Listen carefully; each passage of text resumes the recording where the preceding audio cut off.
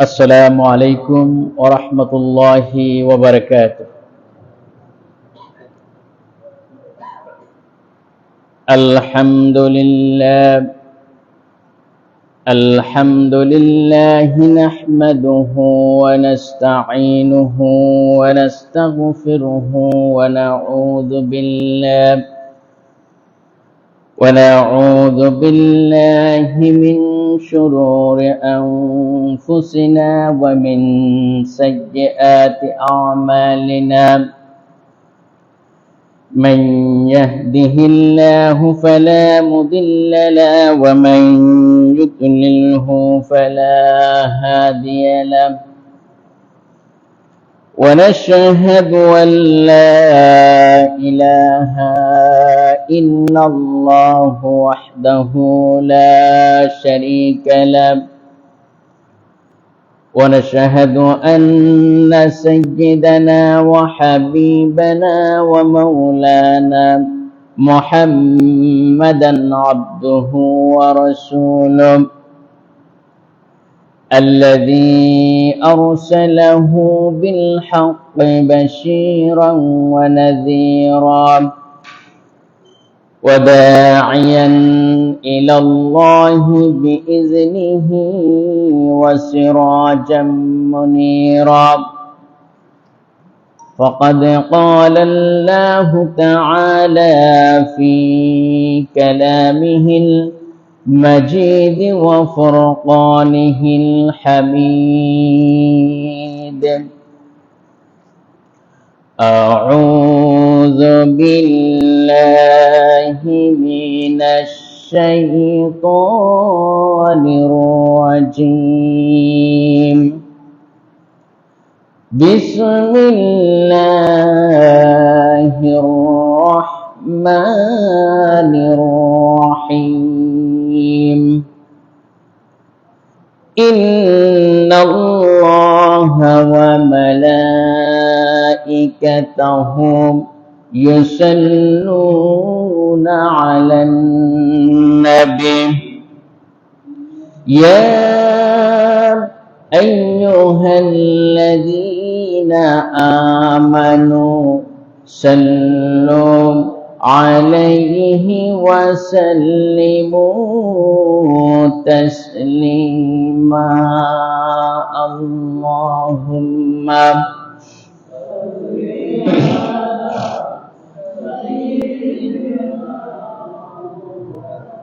গলা ছেড়ে দিয়ে মুহাব্বতের সাথে সবাই করুন আল্লাহুম্মা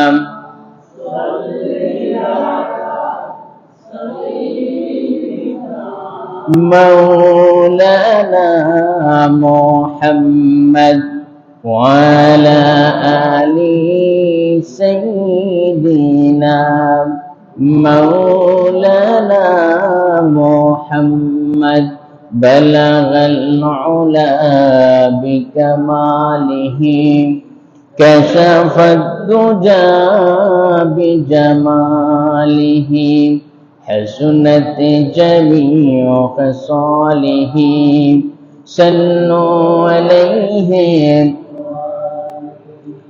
खुद नाते जुराह पर गैरों को हादी बन गई। क्या नजर थी जिसने मर्दों को मसीहा कर दिया। बलगल उलम